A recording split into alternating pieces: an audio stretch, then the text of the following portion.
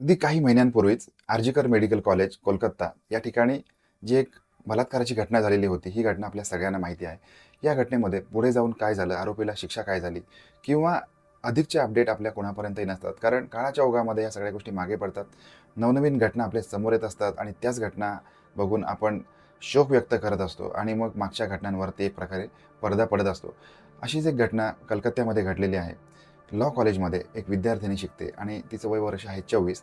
आता काही प्रकरणामध्ये अशा आयडेंटिटी ज्या असतात या रिव्हील करण्याच्या ऐवजी जी घटना घडलेली आहे ती घटना समजून घेणं जास्त महत्त्वाचं असतं. तर ही जी विद्यार्थिनी आहे, जिचं वय वर्ष आहे 24, तिच्या परीक्षा फॉर्म भरण्यासाठी म्हणून ती तिच्या लॉ कॉलेजमध्ये गेलेली आहे. आता हे जे विद्यार्थ्यांचे त्या ठिकाणी जे काही प्रोटोकॉल्स असतात, फॉर्म भरणे, सह्या घेणे, शिक्षकांच्या सह्या घेणे किंवा त्यानुसार ज्या काही गोष्टी असतात त्या करण्यासाठी ती इकडे-तिकडे फिरत असताना काही विद्यार्थी तिथे आलेले आहेत. या कॉलेजमध्ये फॉर्म भरण्याची प्रक्रिया सुरू असताना इकडे-तिकडे जात असताना 3 विद्यार्थी त्या ठिकाणी आलेले आहेत आणि ते तिला भेटलेले आहेत.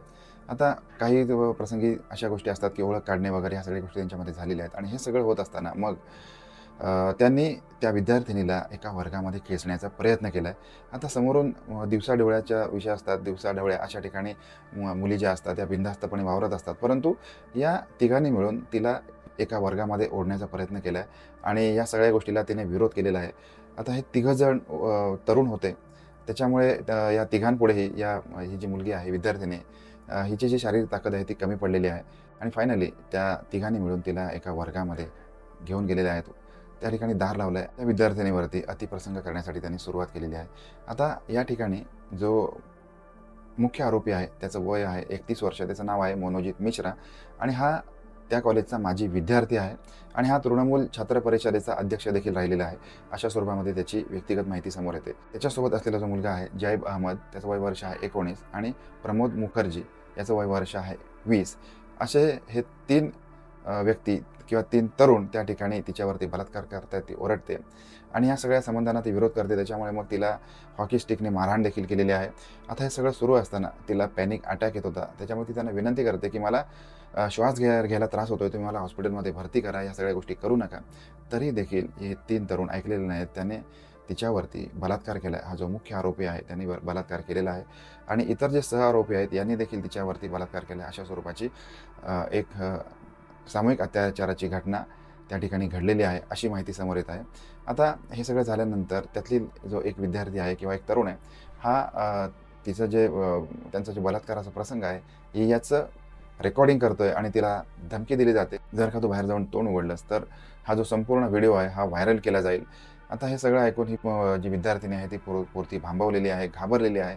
आता ही विद्यार्थिनी जी आहे ही लॉ कॉलेजची स्टुडंट असल्यामुळे तिला कायद्यांचं परिपूर्ण ज्ञान होतं. त्याच्यामुळे तिने ताबडतोब पोलीस स्टेशन गाठलेलं आहे. तिथे तक्रार दाखल केलेली आहे आणि आता मग हे सगळे जे 3च्या 3 विद्यार्थी आहेत हे पोलीस कस्टडीमध्ये आहेत.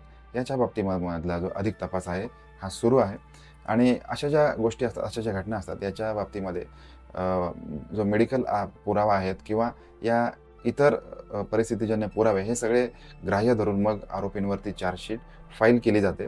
त्याच्या बाबतीमध्ये आता हे पोलीस कस्टडीमध्ये असल्यामुळे अधिक बोलणं योग्य ठरणार नाही. परंतु या सगळ्या ही जी घटना आहे या घटनेमधून आपल्याला घेण्यासारखं बरंच काही आहे. आता आपण बऱ्याच वेळेला मुलींच्या बाबतीमध्ये एक म्हणत असतो, की मुलींनी 7च्या आत घरामध्ये यावं किंवा मुलींसाठी जे शिष्टाचार आहेत ते पाळले गेले पाहिजेत.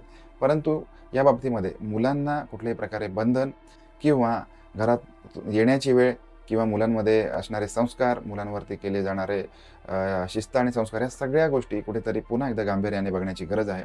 कारण आपलं करिअर करण्यासाठी आपण आपल्या जेव्हा मुली घराच्या बाहेर पडतात त्यावेळेला जर का अशा स्वरूपामध्ये त्यांच्या बाबतीमध्ये काही घटना होत असतील तर या खरोखर निंदनीय आहेत आणि आयुष्याच्या या टप्प्यावरती जर का एखाद्या मुलीच्या मनावरती जर का अशा स्वरूपामध्ये आघात झाला तर तिथून पुढे तिचं जे आयुष्य असतं ते उद्ध्वस्त होणार असतं. त्याच्यामुळे आपण प्रत्येकाने आपापल्या मित्रपरिवारामध्ये, आपापल्या घरामध्ये मुलांवरती ज्या प्रकारे आपण संस्कार करणार आहोत हे संस्कार करणं फार महत्त्वाचं आहे.